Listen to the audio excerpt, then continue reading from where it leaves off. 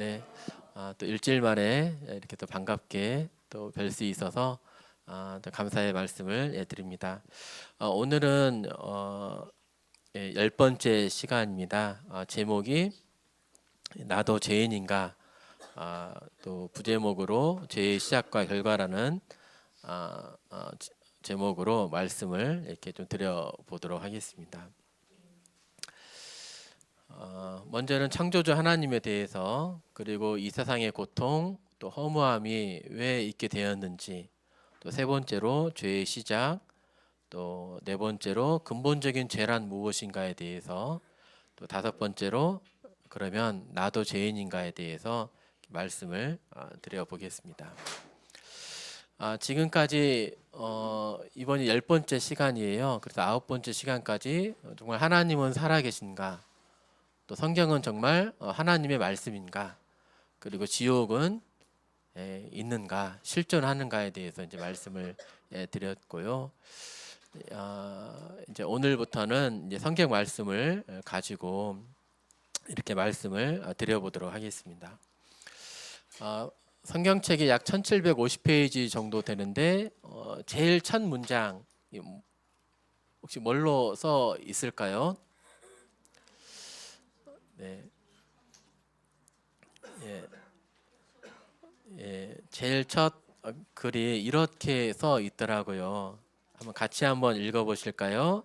시작. 태초에 하나님이 천지를 창조하시니라.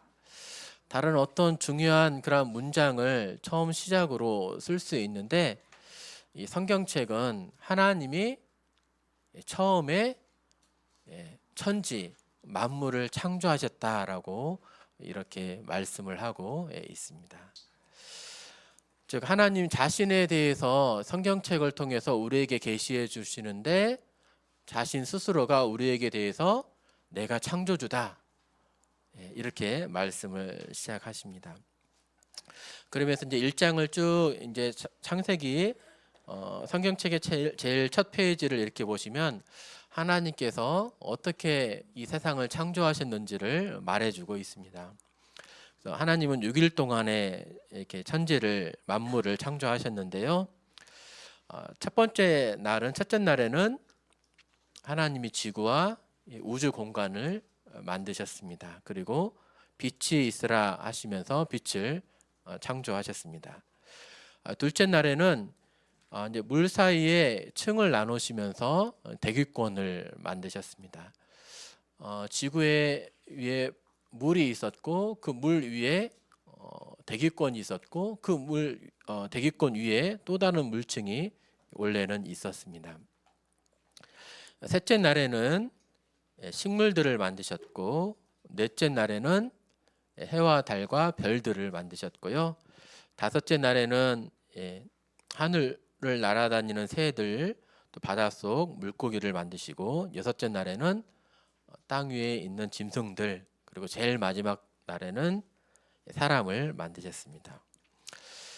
하나님은 선하시고 아름다운 분이시니까, 인격이 정말 아름다우시고 또 거룩하시고 능력 많으신 그런 분이시니까, 하나님이 만드신 그런 것들도 매우 신기하고 또 아름답고 또 질서 있고 그럴 것이 아니겠습니까? 그래서 우리가 산으로 들로 바다로 가보면 그때로 감탄하기도 하고 놀라기도 하고, 또 그런 아름다움을 보면서 우리 마음이 좀 정화되기도 하고 기쁨을 누리기도 하죠. 여기는 사진 콘테스트에서 입상작이라고 해요. AI로 만든 건 아니고 이렇게 사진 정말 찍으신 것 같습니다. 인터넷에 올라와 있는 사진인데요. 여기가 어디냐면 우리나라 북한산이네요. 우리나라 정말 아름답죠. 여기는 노르웨이 피오르드라고 합니다. 한번 가보고 싶은 곳이네요. 또 여기는 오로라예요.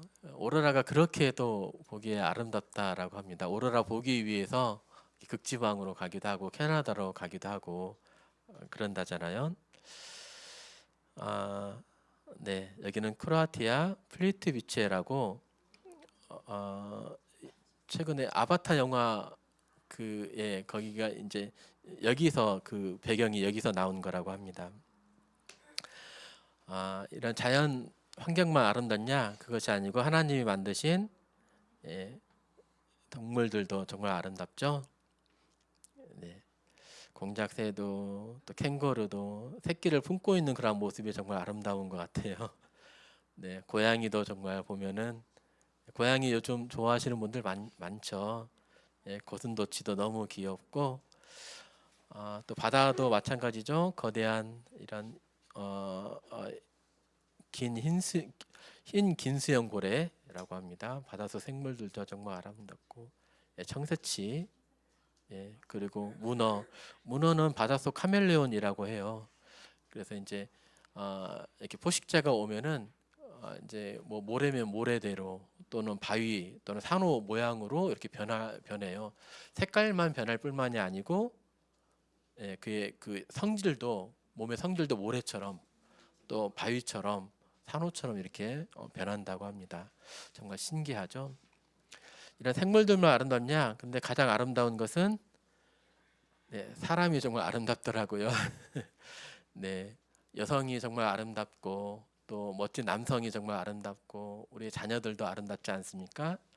네, 아기들이 제일 아름다운 것 같아서 네, 제 딸내미 네 그냥 눈만 마주쳐줘도 감동이고 네, 미소 한번 지어주면은 마음이 녹죠. 어, 이렇게 만물들을 볼 때 정말 아름답다. 모든 것들이 달아지고 낡아지고 그러잖아요. 근데 처음 창조됐을 때는 얼마나 이게 아름다울까요? 네, 감사합니다. 오시는 동안에도 말씀을 듣고 들으시면서 참석해 주셔서 네, 아, 네, 정말 태초에 하나님이 천지를 창조하시니라라고 되어 있는데 하나님이 이 세상 모든 만물들을 만드셨습니다. 왜 이렇게 하나님께서 이 말씀을 가장 먼저 적으셨을까? 자신이 창조주 하나님이심을 나타내시기 위함입니다. 하나님은 모든 만물을 만드셨습니다. 그렇다면 모든 만물을 만드셨다면 그 만물에 대한 주인된 권리는 누구에게 있습니까? 소유권은 누구에게 있습니까? 네, 하나님에게 있다는 것입니다. 만물의 주인된 권리, 통치할 수 있는 권리, 어떤 권위, 주대심은 만물의 존재 목적은 다 하나님께 있다는 것입니다. 하나님이 만드셨기에 하나님 것이고 하나님이 주인 되시고 하나님은 그것을 다스릴 권리가 있으신 것입니다. 네, 아까 말씀드린 것처럼 정말 우리가 보기에도 정말 아름다운데 지금 보기에도 사실은 지금은 죄로 인해 오염된 그런 세계이지만 망가진 세계이지만 죄가 없을 때 하나님이 처음 지으셨을 때에는 하나님 말씀하신 것처럼 하나님이 지으신 그 모든 것을 보시니 보시기에 심히 좋았더라 이렇게 7번 말씀하시는데 말씀하시는 것처럼 정말 아름답고 또 놀라운 그러한 만물입니다. 7번 말씀하시고 또 하나님의 성품대로 만물을 만드셔서 그 만물 속에 하나님의 성품, 아름다움이 또 질서가 또 선함이 또 이렇게 있는 거죠. 그런데 이 세상을 보면은 이렇게 아름다운 것만 있는 것이 아니죠. 때로는 고통도 있고 질병이 있고 이 세상에 죽음이 있어서 많은 슬픔이 있는 것을 알 수 있습니다. 지난주에 교회에서 우리 사랑하는 성도님의 어머님이 이렇게 소천하셨고 그 전주에도 또 이제 아버님께서 또 소천하셨습니다. 아니 선하신 하나님께서 우리 인간들을 만드시고 이 세상 모든 만물들을 다 만드셨는데 왜 이 세상에 이렇게 슬픔과 고통이 애통이 가득한가? 왜 그럴까요? 이 세상에서 가장 큰 슬픔 중에 하나는 아마도 자녀를 잃은 슬픔이겠죠. 자녀를 잃고 난 한 사람이 하나님은 사랑이시라면서 어찌 이럴 수 있는가라고 이렇게 말하면서 원망할 수도 있겠습니다. 아니 도대체 하나님이 살아계신다면 이 세상에 왜 이렇게 고통이 슬픔이 많을까요?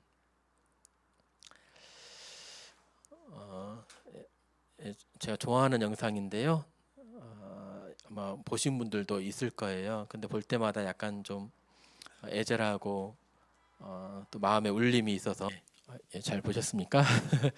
네, 좀 애절하기도 하고 좀 잘 표현한 것 같아요. 인생이 이렇게 시간이 참 빠르게 지나간다는 것, 시계추가 왔다 갔다 하는 것처럼 인생이 속히 이렇게 지나가게 된다는 것을 잘 보여주는 것 같습니다. 이렇게 빠른 인생 속에서도 고통과 슬픔이 늘 있어요. 우리가 원하는 것을 다 이루는 것이 아니라 사실은 고통과 슬픔의 인생인데 이 인생도 금방 지나가게 됩니다. 근데 왜 이러한 인생에 이러한 애통이 고난이 슬픔이 왜 찾아오게 되었는가? 성경은 그 이유를 죄 때문이다라고 이렇게 말을 합니다. 네, 죄가 어떻게 시작이 되었는지에 대해서 말씀을 드리겠습니다. 이제 창세기 1장에서 이제 2장으로 이게 넘어가다 보면 하나님께서 이렇게 말씀을 하세요. 아담과 하와를 만드신 다음에 아담과 하와가 잘 살 수 있도록 에덴 동산을 만드시고 거기에 필요한 모든 것을 이렇게 주셨습니다. 많은 과일 열매들을 주시고 그래서 얼마든지 이렇게 따먹을 수 있도록 하셨습니다. 단 동산 중앙에는 생명나무와 선악을 알게 하는 나무가 있는데 그 중에서도 생명나무는 따먹어도 되지만 선악을 알게 하는 나무, 이 선악과는 절대로 따먹어서는 되지 않는다. 네가 따먹는 날에는 반드시 죽으리라, 정령 죽으리라라고 이렇게 말씀을 하셨습니다. 하나님이 이렇게 하지 말라, 해라 이렇게 하실 수 있으십니까? 네, 있어요. 모든 것이 다 하나님 것이니까 그러실 수 있죠. 또 어떤 인간에게는 어떤 넘어서는 안 되는 그런 선이 있는 겁니다. 가령 창세기 후반절을 보면 이제 요셉이라고 하는 그 청년이 나와요. 요셉이 성실하게 일을 잘해서 보디발 그 장군의 집에 가가지고 종이었는데 가정총무에까지 이렇게 이르게 됩니다. 그래서 집안 모든 일들을 다 자기 손 안에서 이렇게 관리를 했습니다. 누구만 빼고요? 보디발 장군의 아내만 빼고 모든 자기 손 아래에 있어가지고 자기가 무엇이든지 마음대로 할 수가 있었어요. 다 맡아보는 자니까. 근데 아내는 건들 수가 없는 거죠. 장군의 아내는 지켜야 할 선이 있는 것입니다. 하나님과 인간 사이에도 하나님께서 그 선을 말씀을 해주셨는데 그게 바로 선악과였던 것입니다. 근데 이렇게 말씀을 했는데 뱀이 하와에게 찾아옵니다. 뱀이 여자에게 하나님이 참으로 너희들아 동산 모든 나무의 실과를 먹지 말라 하시더냐라고 물어보면서 사단을 하나님을 의심케 하는 그런 말을 이렇게 합니다. 동산 중앙에 있는 나무의 실과는 하나님 말씀에 먹지 말라, 먹지도 말고 만지지도 말라, 너희가 죽을까 하노라라고 이렇게 하와가 대답합니다. 근데 이 말이 일부는 맞았지만 또 일부는 잘못 알고 있었던 거죠. 동산 중앙에 있는 나무 중에 생명나무는 먹을 수 있었죠. 만질 수도 있었죠. 선악과. 단지 하나님이 금하신 것은 네가 먹는 날에는 반드시 죽으리라 하셨습니다. 선악과를 먹어서는 안 되는 거였죠. 근데 뱀이 이렇게 말을 해요. 너희가 결코 죽지 아니하리라 라고 말합니다. 하나님은 네가 먹는 날에는 반드시 죽으리라 라고 했는데 뱀은 결코 죽지 아니하리라라고 하면서 하나님의 말씀을 하나님을 의심하게 하는 이런 말을 이렇게 하게 됩니다. 그러면서 한마디를 더 하는데요. 너희가 그것을 먹는 날에는 너희 눈이 밝아져 하나님과 같이 될 거야. 네가 이제 선악을 알게 될 거야 라고 말을 합니다. 무엇으로 유혹을 했냐면 네가 하나님과 같이 될 거야 라고 이렇게 말을 합니다. 사실 이 말씀을 보면서 그 뱀이 하와에게 한 말을 보면서 이 뱀의 정체가 누구인지를 알게 해주는 것 같아요. 하나님의 말씀에 정반대의 말을 한다는 것, 결코 죽지 아니하리라라고 이렇게 말을 한다는 것은 하나님의 대적자요, 하나님의 원수라는 거죠. 그리고 두 번째, 하나님과 같이 될 거야라고 말을 한 것은 이 말씀이 생각이 나는 것 같아요. 이전에 천사장이었던 루시퍼에 대한 내용인데요. 이사야서 14장에 나와 있는데 네가 네 마음에 이르기를 내가 하늘에 올라 하나님의 뭇별 위에 내 자리를 높이리라. 내가 북극 지폐의 산 위에 앉으리라. 가장 높은 구름에 올라가 지극히 높은 이와 같아지리라 하는도다. 천사장이었던 루시퍼가 타락하는 모습을 여기서 설명해 주고 있습니다. 하나님의 가장 큰 복을 얻은 루시퍼, 가장 가까이에서 하나님을 섬길 수 있는 이 천사장이었는데요. 이가 타락을 하게 됩니다. 어떻게 타락을 하게 되었냐면 교만이 찾아왔어요. 내가 하나님의 뭇별 위에, 그러니까 뭇별은 아마도 천사를 가리키는 것 같습니다. 하나님의 모든 천사들 위에 내 자리를 높이리라. 내가 최고가 될 거야. 가장 높은 구름에 올라가 지극히 높은 이와 같아질 거야. 내가 하나님이 될 거야 라고 하는 거죠. 네. 이 마음을 품었는데 하나님이 이 사실을 알았을까요? 모르셨을까요? 예, 아셨죠. 그리고 천사장 루시퍼는 바로 하나님의 심판을 받아서 번개처럼 천국에서 쫓겨나게 됩니다. 그런데 네가 먹는 날에는 하나님처럼 될 거야라고 이렇게 유혹을 또 하는 거예요. 자신이 이러한 교만으로 하나님께 대한 반역죄로 그런 마음을 품어가지고 하나님께 벌을 받았잖아요. 그 마음으로 똑같은 이 마음으로 지금 하와에게 유혹을 하는 것입니다.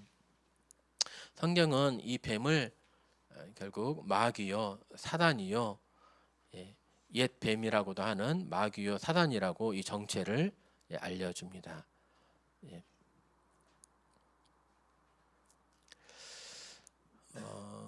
이 유혹을 받고서 하와가 그 선악과를 보게 되자 이 선악과가 먹음직도 하고 좀 맛있어 보였나 봐요.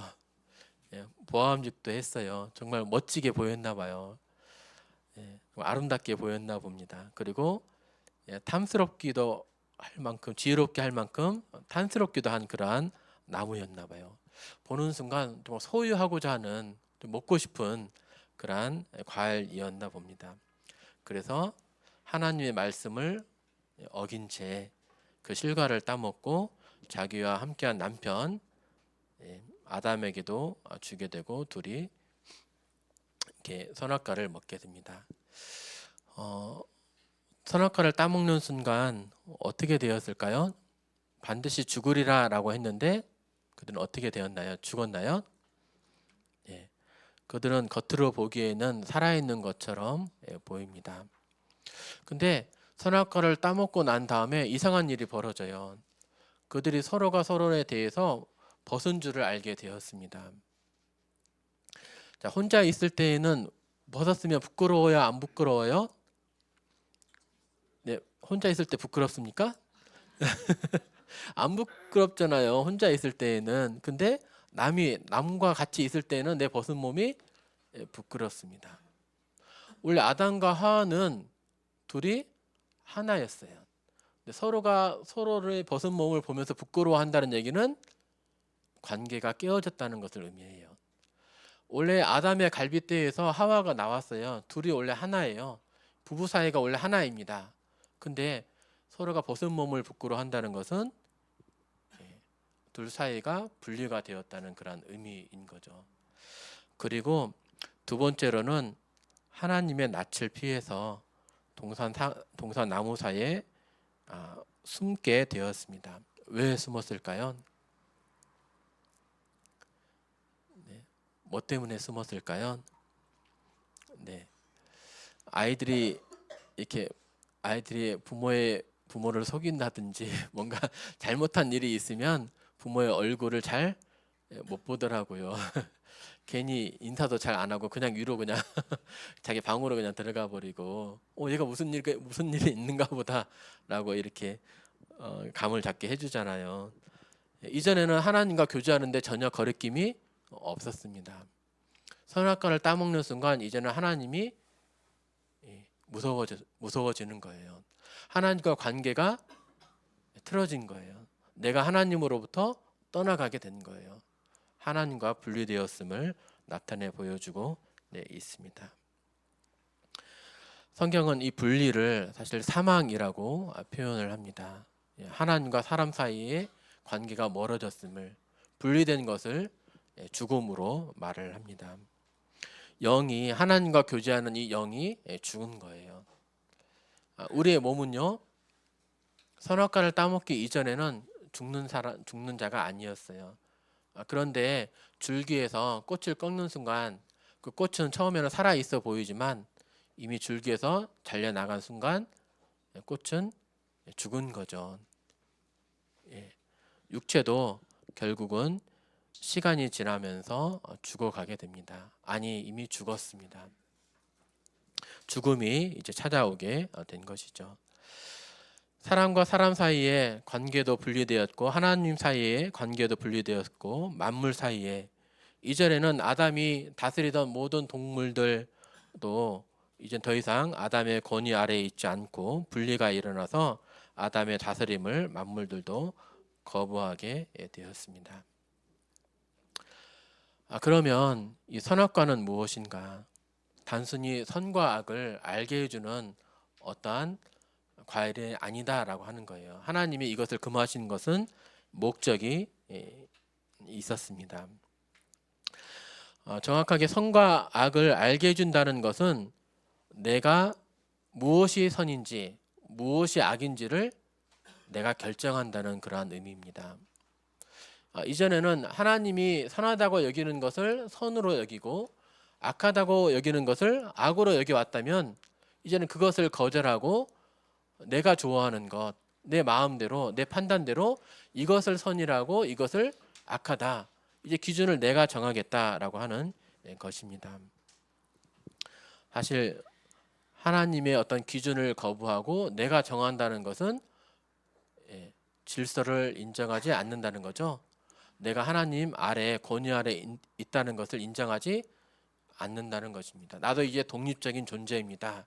나에 대해서 뭐라고 하지 마십시오. 권위에 대한 불복종이고 다른 말로 하면은 이것이 반역을 의미를 하게 되는 것입니다. 유대인들을 혹시 보셨을지 모르겠습니다. 이제 보면은 이 키파라고 하는 이 조그마한 빵모자 같은 것을 머리에 늘 쓰고 다닙니다. 왜 쓰냐? 잘 떨어지게 생겼잖아요. 그런데도 자기의 머리를 이렇게 가리면서 이걸 쓰고 다닙니다. 내 머리 위에 누군가 있다라고 하는 그런 의미죠.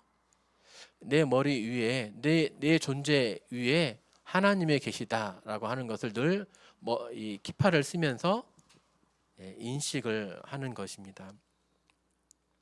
전능자가 계시고 나는 그분의 종임을 인식한다는 그런 의미가 되겠습니다. 다시 말씀드리면 선악과를 따먹는다는 것은 단순히 그냥 과일 하나를 따먹는다, 먹었다라고 하는 그런 의미가 아닙니다. 선악의 기준을 내가 정한다는 것입니다. 하나님의 권위를 벗어나겠다는 것이죠. 전에는 하나님이 나를 만드시고 나에게 생명을 주시고 나에게 필요한 모든 것을 주시는 내 창조주요 주권자이신 나의 왕이신 하나님이셨다면 이제는 더 이상 나의 왕이 아니라는 것입니다. 내가 왕이요 내가 스스로 주인임을 드러내는 것이 바로 선악과의 의미가 되겠습니다. 그래서 사실 사망이 찾아온 거죠. 하나님을 벗어나 살아간다는 것은 무슨 죄인가? 여러분들이 스마트폰을 구입을 했다고 생각을 해보겠습니다. 근데 이 스마트폰이 이 명령을 듣지가 않아요. 작동이 계속 오작동이 돼. 켜져야 되는데 켜지지도 않고, 터치를 해야 되는데 말을 듣지를 않아. 그리고 자기 마음대로 꺼졌다 켜졌다 합니다. 자기 마음이 좋으면, 컨디션이 좋으면 터치를 이렇게 좀 하면은 좀 말을 듣다가 그냥 이렇게 기분이 안 좋으면 갑자기 그냥 꺼져버리고 막 그럽니다. 이 스마트폰 괜찮습니까? 새끼 때부터 데려다 키운 강아지가 있습니다. 강아지들이 이렇게 주인이 집에 오면은 주인을 알아보고 멀리서부터 막 달려오잖아요. 꼬리를 치면서 막 달려오는데 어느 순간 얘가 나를 몰라봐요. 나에게 내가 와도 달려오지도 않고 인사도 안 하고 꼬리도 안 칩니다. 그냥 자기 할 일만 합니다. 이 강아지 괜찮습니까? 더 나아가서 낳아주고 키워주고 돌봐주고 한 부모를 모른 채 하는 자식이 있습니다. 전화도 없고 찾아오지도 않고 부모를 등지고 모른 채 하고 부모를 떠나서 살아갑니다. 우리는 이러한 아들을 뭐라고 합니까? 불효자식이라고 하기도 하고, 뭐 폐륜죄를 범한 사람이라고 하기도 하고, 이제 그러죠. 근데 이와 같다는 거예요. 정말 하나님이 살아 계시다면, 정말 하나님이 이 세상 모든 만물을 만드시고, 그리고 나라고 하는 존재를 창조하시고 이 땅 위에 살게 하시고 나에게 필요한 모든 것을 공급을 해 주셨다면 내가 하나님을 모른 채 살아간다는 것 자체가 이와 같은 죄라고 하는 것입니다. 폐륜이요, 또 불효요, 배은망덕한 그런 죄라고 하는 것이죠. 그래서 근본적인 죄란 무엇인가? 성경에서 죄가 무엇인지에 대해서 이렇게 말하고 있습니다. 요한복음 16장 9절인데요. 같이 한번 읽어보겠습니다. 두 번째 줄입니다. 시작. 죄에 대하여 함은 그들이 나를 믿지 아니함이요.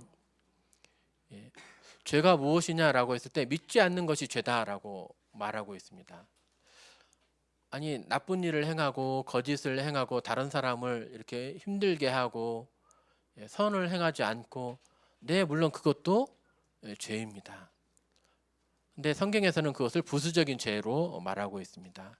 가장 근본적인 죄는 하나님을 믿지 않는 것, 하나님을 하나님처럼 여기지 않는 것, 창조주를 몰라본 것, 창조주를 섬기지 않고 주권자를 섬기지 않고 주권자에서 떠나가서 권위를 인정하지 않고 내 마음대로 사는 것 자체가 이것이 성경에서 말하는 근본적인 죄라고 하는 것입니다.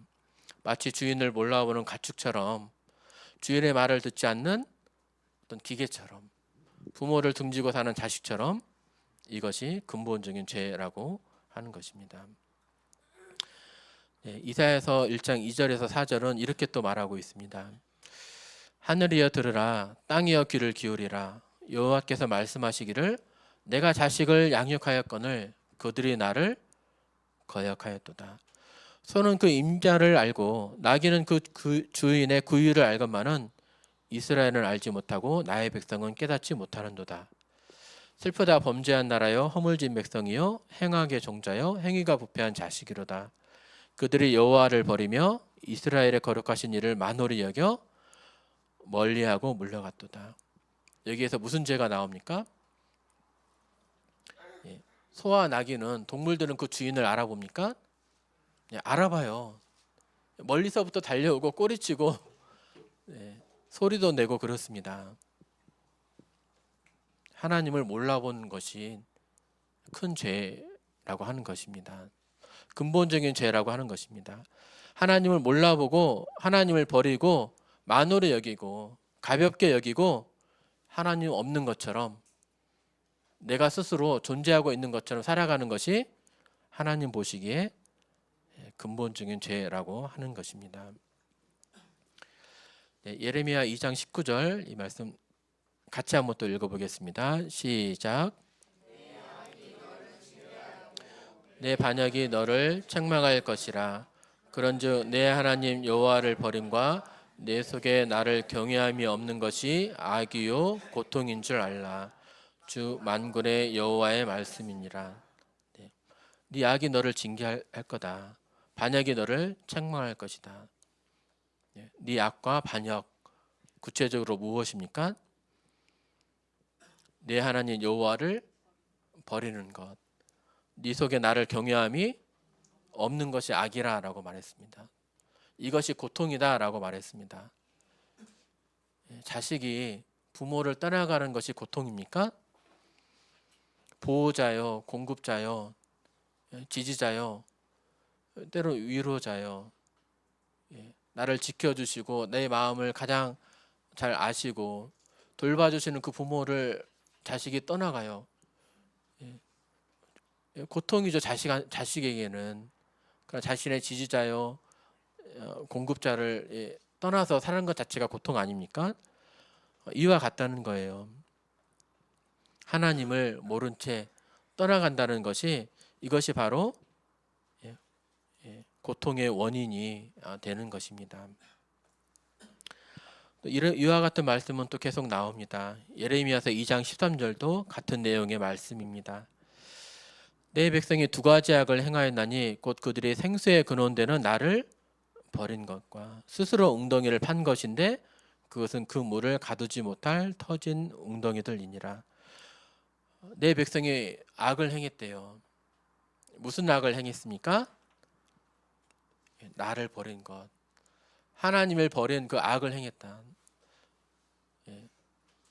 창조주 되시는 그분을 몰라보고 없는 것처럼 살고 그분을 등지고 원수되어서 내 마음대로 살아가는 것이 하나님 보시기에 큰 악이라고 하는 것입니다.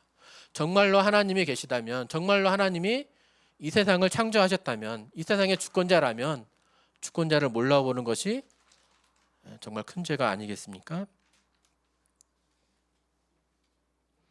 그리고 하나님을 떠나서 스스로 뭔가 채워보려고 하는 거예요. 내가 원하고자 하는 그 물을 가득 채워가지고 내가 필요할 때 원할 때 언제든지 먹어보고 즐기려고 하는 것입니다. 근데 그것이 채워집니까? 채워지지가 않습니다. 밑빠진 독처럼 아무리 채운다 할지라도 물을 붓는다 할지라도 하나님 없이 떠나간 삶은 채워지지가 않더라. 돈을 많이 번다 할지라도 아무리 높은 자리에 올라간다 할지라도 명예를 가득 쌓는다 할지라도 지식을 쌓는다 할지라도 많이 즐겨본다 할지라도 결코 인생의 이 마음이 채워지지가 않습니다. 인생은 늘 고통과 슬픔과 애통뿐입니다. 왜 그렇습니까? 생수의 근원 대신 하나님을 버렸기 때문입니다. 인생이 지옥에 가는 것은 그 자그마한 죄 때문이 아닙니다. 근본적인 죄를 가지고 있기 때문입니다. 생명 되시는 분, 창조의 목적이 되시는 분, 창조주이신 분, 모든 만물에게 생명을 주시고 만물을 지탱해 주시는 그 분을 버렸기 때문입니다. 반역했기 때문입니다. 그리고 옛뱀, 사단을 따라서 순종했기 때문입니다. 아니, 나는 한 번도 죄를 지어본 적이 없고 남의 것 빼앗거나 눈물 흘리게 한 적도 없습니다. 감옥에 간 적도 없습니다. 저도 내 나름대로 거룩하게 법 잘 지키면서 잘 살았습니다.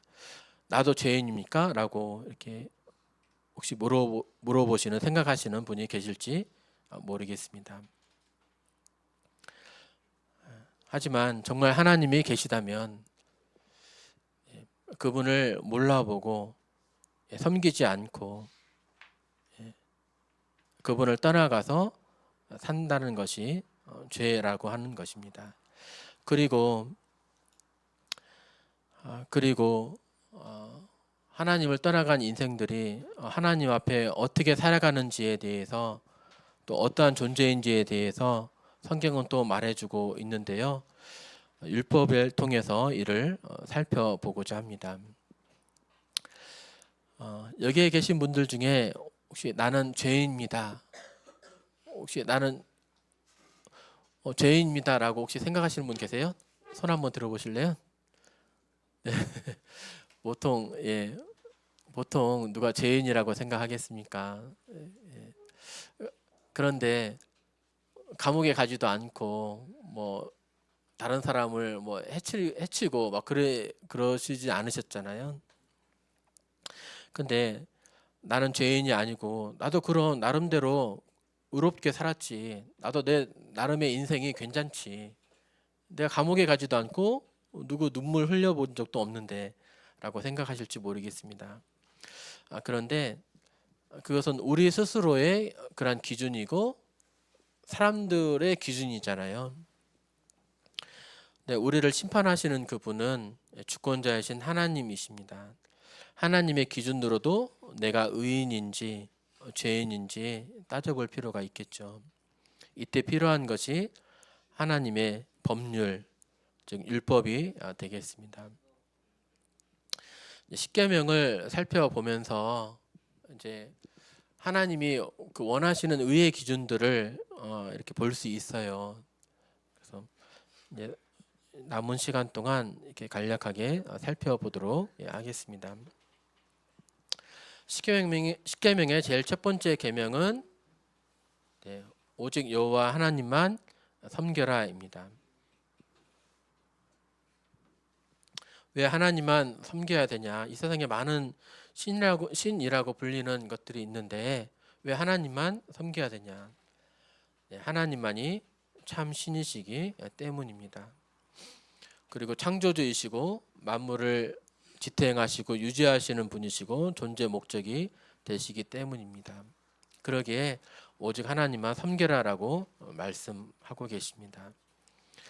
지금까지 하나님 없이 살아왔다면 1계명을 어긴 것이 되겠죠. 두 번째로는 우상 숭배하지 말라입니다. 우상이라고 하는 것은 어떤 신의 모양을 나무나 어떤 금속에 다듬어서 깎아서 이제 만든 것이죠. 이러한 우상을 섬기지 말라. 하나님은 영이셔서 어떤 볼 수 있는 그런 형상이 있으신 분이 아니거든요. 하나님은 이러이러한 모습일 거야라고 조각해서 만든다는 것은 하나님의 형상을 왜곡하는 것이라고 할 수 있겠습니다. 하나님은 이러한 깎아 만든 그런 신이 아니시죠.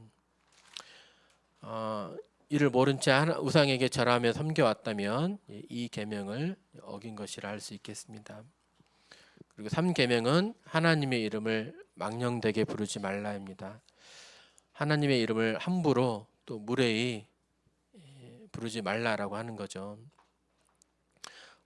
어떠한 고난 중에 또 사고로 인해서 때로 하나님을 원망하고 또 불평하고 또 하나님께 짜증내고 하나님이 어디 계시냐라고 말하고 하는 것은 이 3계명을 범한 그런 죄가 있겠습니다. 4계명은 이제 안식일을 지켜라입니다. 6일 동안은 일하고 하루는 하나님 앞에 나와서 하나님께 감사드리면서 쉼을 가지는 그런 시간을 가지라라고 이렇게 하셨습니다. 지금까지 그러지 않으셨다면 4계명을 어긴 것입니다. 5계명은 내 부모를 공경하라입니다. 부모님 공경하셨습니까? 한 번도 부모님의 속을 썩이지 않고 살아오셨습니까? 대답이 없으시네요. 네, 참, 예, 저도 몰랐는데 자식을 키워 보니까 네, 속을 좀 많이 썩일 때가 많이 있더라고요. 네. 이러한 것들이 부모의 마음을 좀 아프게 하는구나. 이제 조금 이제 알게 되는 것 같습니다. 네, 부모님을 항상 공경하지 않았다면 5계명을 어긴 것이 되겠습니다. 6계명 살인하지 말라입니다. 제일 자신 있는 계명이라고 말씀하실지 모르겠습니다. 그런데 이 기준이 사람의 기준이 아니고 하나님의 기준이거든요. 말씀 보니까 형제를 미워하는 자마다 살인하는 자니 살인하는 자마다 영생이 그 속에 거하지 아니하는 것을 너희가 아는 바라. 미워하는 죄가 살인죄래요. 혹시 미워해 보셨습니까? 네, 그렇죠. 네, 운전하다가도 미워하고 네, 그러잖아요. 네, 조금 상처 받았으면은 분을 사귀지 못하기도 하고. 아니, 그 미워하는 거지. 그게 왜 살인입니까?라고 말할 수도 있겠습니다. 그런데 내 마음 속에서는 이미 그 사람을 죽이고 있더라고요. 내 마음 속에는 이미 그 사람을 살인했더라고요. 내가 실제로 행하지만 않았을 뿐이지 내 마음 속에서는 이미 온갖 저주를 퍼붓고 욕한다는 것 자체가 저주를 퍼붓는 거잖아요. 행한 행한 것과 내 마음이 다를 바가 없어요. 이미 마음으로는 이미 살인을 이미 저지르더라고요. 하나님은 이 마음까지도 보신다는 거죠. 나는 너희에게 이르노니 형제에게 노하는 자마다 심판을 받게 되고 형제에 대하여 라가라 하는 자는 공회에 잡히게 되고 미련한 놈이라 하는 자는 지옥불에 들어가게 되리라. 이제 라가는 이제 이스라엘의 욕이죠. 이제 돌대가리라고 하는 그런 뜻입니다. 네, 미련한 놈이라, 네, 바보, 뭐 멍청이라고 이러한 욕을 하게 되면은 그것이 살인한 죄와 같다는 거예요. 지옥불에 들어갈 죄라는 거예요. 혹시 사람을 미워했거나 욕하지는 않았습니까? 하나님은 마음까지도 판단하셔서 그렇죠. 하나님은 결코 죄가 없으신 그런 분이시고 거룩하신 그런 분이신데 나의 더러운 마음을 가지고 어떻게 그 하나님의 존전 앞에 설 수가 있겠습니까? 그냥 끼리끼리 있을 때에는 별로 티가 나지 않아요. 근데 하얀색 도화지 안에 조그만 선이 살짝 그어졌어요. 깨끗한 이렇게 도화지를 보면은 그 선이 티가 나잖아요. 하나님 앞에서는 그 거룩하신 분 앞에서는 우리 모두가 죄인이라고 하는 거예요. 우리는 하나님의 그 거룩의 수준에 도저히 이룰 수가 없다는 것입니다. 그것을 이 율법은 말해주고 있어요. 살인에 대해서 또 이렇게 보니까 낙태도 살인인데 우리 사회에 낙태도 좀 만연되어 있다. 좀 말씀드리고 싶은데요. 2005년 자료예요. 이게 34만 건이 낙태가 이루어졌습니다. 지금은 좀 많이 좀 줄었죠. 거짓말 10분의 1 정도로 막 줄었잖아요. 그런데 실제로 드러난 것만 이 정도지. 네, 어떤 보고서에는 한 해 100만 건이 넘는다라고 하는 그런 보고도 있습니다. 드러난 것이 2만 건, 3만 건인 거예요. 네. 뱃속에 있는 아이와 뱃속에서 움직이잖아요. 뱃속에 있는 이 아이가 밖으로 꺼내지면은 살잖아요. 뱃속에 있을 때에는 죽여도 되고 나와서는 죽여서는 안 되고 그렇습니까? 그러진 않죠. 낙태도 결국 살인입니다. 이제 7계명은 간음하지 말라입니다. 간음은 비혼 관계에 있는 남녀의 성교 행위를 일컫습니다. 이 부분이 요즘 시대에는 많이 무너지고 있죠. 순결이라고 하는 것을 혼전 순결이라고 하는 것을 터부시 여기고 찾아보기 어렵게 되고 있습니다. 결혼하고 나서도 외도 경험이 남성의 경우는 한 50% 정도 됩니다. 여성의 경우는 한 10% 정도 되는데 아마 남성과 여성이 비슷하지 않을까 생각해 볼 수 있어요.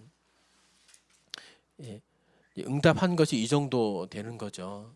부끄러워서 감추고 싶어서 말하지 못할 경우가 더 많을 것입니다.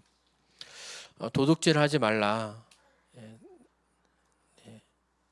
사실 우리 마음에는 탐심이 있어가지고 얼마나 많은 이렇게 마음속으로 죄를 짓곤 합니까? 우리나라에서 한 해 5대 범죄 발생 건수가 몇 건인지 아십니까?